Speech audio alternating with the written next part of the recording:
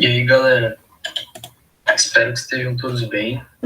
Meu nome é João, eu sou aluno da medicina e faço parte da equipe do cursinho da faculdade, que é o Medicina. A aula de hoje vai ser sobre atualidades e o tema da aula é crise climática.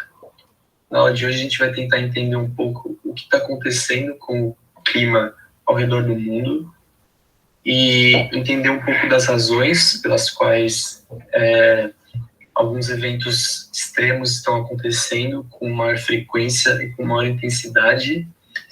A gente vai tentar ver algumas tentativas de mudança que vêm sendo discutidas ao longo dos anos para tentar mitigar e melhorar a situação.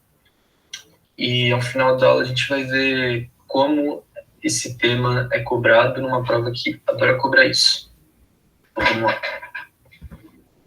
Bom, primeiro a gente tem que entender o que está acontecendo com o clima ao redor do mundo.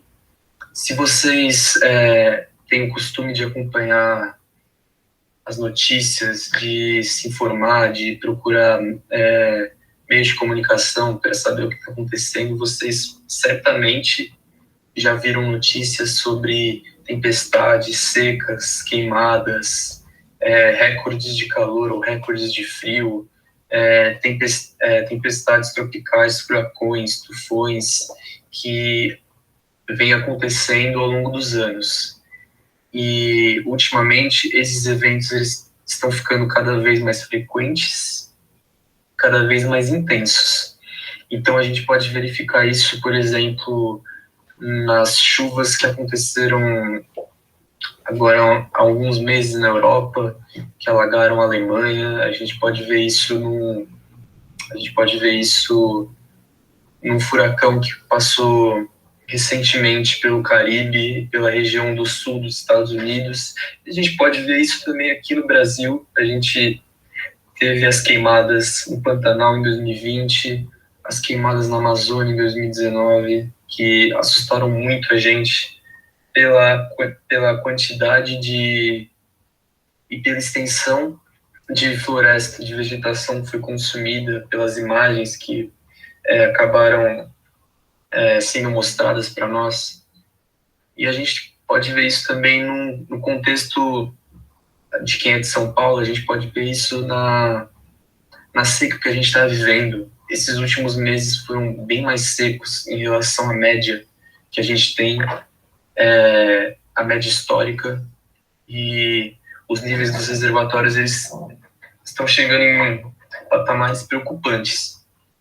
Então a gente pode verificar isso tanto em outro país, em outro continente, mas a gente pode ver isso também na nossa cidade, no nosso estado, numa região, num contexto mais próximo. E esses eventos eles têm consequências muito sérias. E como eu disse, eles vêm ficando cada vez mais frequentes e cada vez mais intensos. E por causa disso, as consequências também tendem a ficar piores, mais severas, mais abrangentes.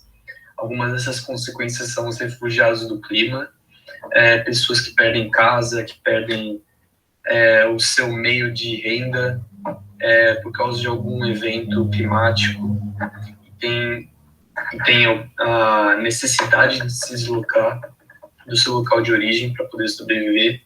A gente tem danos econômicos, a gente pode ter uma perda de uma safra na agricultura muito grande, uma alteração que leve a, por exemplo, a alta da inflação, entre outras consequências econômicas, que também muito da economia depende de como o clima favorece a agricultura e outros setores da economia no geral. A gente tem a perda da biodiversidade. A gente pode dar como exemplo as queimadas que aconteceram no Pantanal no passado. Se você pegar uma região que tem uma espécie em específico e essa espécie só existe nessa região, e essa região for devastada por uma queimada, a gente compromete a sobrevivência dessa espécie e ela corre risco de extinção muito sério. E além disso, a gente tem o risco à saúde pública A gente pode ter a volta de doenças que já foram superadas. Por exemplo, se uma infraestrutura de saneamento básico em uma certa região for prejudicada ou destruída por algum evento, a gente pode comprometer o fornecimento de água potável para uma população, a gente pode ter com que essa população não tenha mais acesso a esgoto, então a gente pode ter a volta de doenças como diarreia, doenças que no contexto de hoje já são bem mais possíveis de serem tratadas e superadas, mas a gente pode ter a volta dessas doenças para a população e isso traz consequências péssimas para todos. Bom, a principal causa pela qual esses eventos estão acontecendo é o efeito estufa.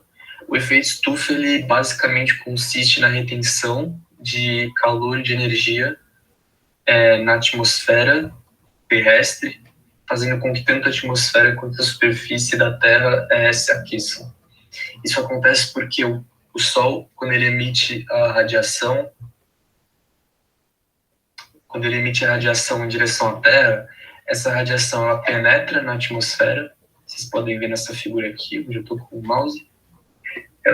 Essa radiação penetra na atmosfera, incide sobre a superfície da Terra e é refletida de volta para a superfície terrestre. Se não fossem os gases de estufa, toda essa energia ela seria dissipada. Toda não. Uma parte dessa energia seria dissipada para o espaço, e não haveria a volta dessa energia. Mas como existem os gases de estufa, eles conseguem reter essa radiação infravermelha, que foi refletida pela superfície terrestre, de volta para a superfície. Então, esse calor ele fica mais concentrado e tanto a atmosfera quanto a superfície elas se aquecem, o que em si não é um problema e é isso que viabiliza a existência de vida na Terra. A existência e a evolução das espécies, ela precisa de que o meio ambiente esteja numa temperatura razoável para que isso aconteça. E na Terra isso acontece graças ao efeito estufa. O problema é que, desde a Revolução Industrial, a emissão de gases estufa ela tem aumentado muito. Quais são os gases estufa? Principalmente são dióxido de carbono, CO2, o metano, o CH4 e a água. A água ela tem um efeito não tão intenso quanto os outros gases que eu falei, mas ela também consegue reter calor. E esse aquecimento que a gente vem percebendo desde a Revolução Industrial, com a emissão muito grande de gases de estufa na atmosfera, ela acaba interferindo no equilíbrio térmico do planeta como um todo. Porque todos os ecossistemas, eles dependem de um equilíbrio muito delicado para que eles consigam sobreviver e se manter. Então, qualquer alteração de, por exemplo, meio grau, 1 grau, 2 graus na temperatura comprometem bastante a sobrevivência desses ecossistemas. As principais causas do efeito estufa, dentre as principais, a que a gente pode falar como a principal é a interrupção no ciclo do carbono. No ciclo do carbono,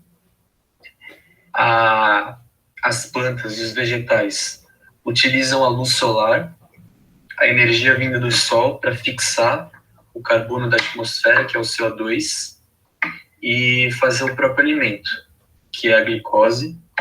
E, basicamente, esse é o processo da fotossíntese. E, com isso, as plantas e os vegetais eles conseguem capturar o CO2 que está na atmosfera, transformar em alimento e introduzir esse carbono em toda a cadeia alimentar. Esse carbono vira carbono orgânico, ele vira alimento para os consumidores poderem utilizar. Esse carbono, parte dele acaba voltando para a atmosfera quando os seres vivos respiram e parte dele fica retido na biomassa. A biomassa é qualquer material que um dia já teve vida e que, por exemplo, um cadáver de algum animal, uma planta que já morreu, tudo isso é biomassa. E essa biomassa, ela retém parte do carbono que foi uma vez absorvido pelos vegetais. O problema é que a gente está interrompendo esse ciclo pela queima dos combustíveis fósseis.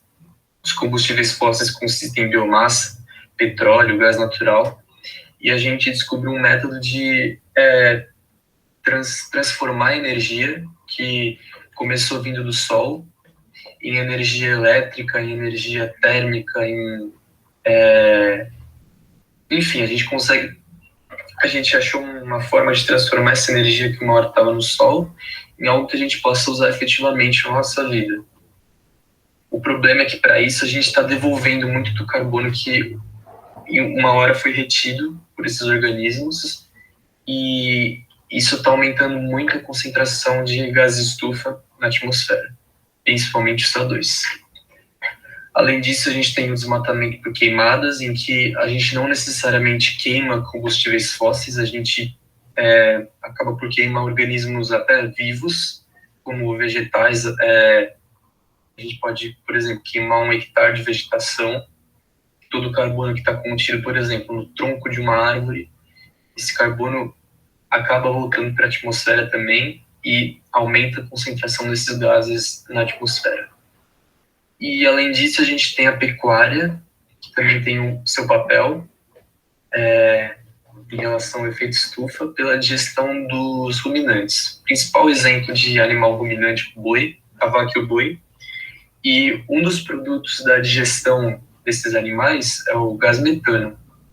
Esse gás ele tem um poder de retenção de energia, de calor muito grande, maior até que o CO2, e a digestão dos animais ruminantes gera esse gás ele vai parar na atmosfera, e como hoje a população de animais ruminantes é muito grande, em razão da indústria da pecuária, essa liberação de gás metano, ela acaba prejudicando bastante e intensificando o efeito estufa. Bom, ao longo do tempo, os estados e a população vêm discutindo ideias para tentar mudar essa situação. Algumas dessas ideias acabaram se concretizando ao longo do tempo, e as duas principais que aconteceram foram em 97, o Protocolo de Kyoto estabeleceu a diminuição de emissões de gás de estufa pela substituição da queima de combustíveis fósseis por fontes de energia renováveis, como eólica, solar, e também o estabelecimento da ideia de créditos de carbono, no qual um país mais desenvolvido, para tentar bater a sua meta de redução nas emissões, pode comprar créditos de carbono de um país não tão desenvolvido, que proporcionalmente emite bem menos carbono do que o país desenvolvido. E muitas vezes esses países não desenvolvidos têm florestas, têm áreas que a gente chama de sumidouros de carbono, e conseguem compensar as emissões pela presença desses sumidouros. Então, foi estabelecida essa negociação de créditos de carbono no Protocolo de Kyoto.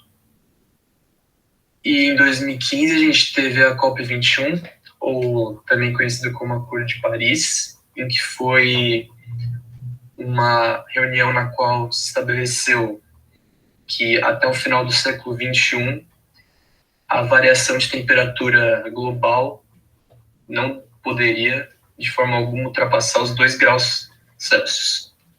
O ideal seria que não ultrapassasse 1,5 grau Celsius, mas o limite que estabeleceram foram 2 graus Celsius. E nessa reunião foi discutido que isso vai acontecer por várias iniciativas, como a que já foi discutida em Kyoto, como a substituição de fontes de energia, e foi estabelecido também que os países envolvidos eles vão continuar repassando o dinheiro para os demais, como acontecer com os créditos de carbono, para que haja, em teoria, uma igualdade maior nessa transformação do estilo de vida da sociedade, para que a gente possa bater essa meta de não ultrapassar os 2 graus centígrados de variação de temperatura, né, na média global até o final do século XXI. Bom, a gente vai ver agora como que esse assunto é cobrado no vestibular. Essa questão aqui é do Enem de 2011 e vamos ler ela. A gente tem esse quadrinho aqui, tem 2 vacas conversando, uma fala: colocaram a culpa do aquecimento global nas vacas. E o que faremos? Culparemos as galinhas. Essa tirinha fala justamente sobre o que a gente conversou, sobre o papel da pecuária na intensificação do efeito estufa.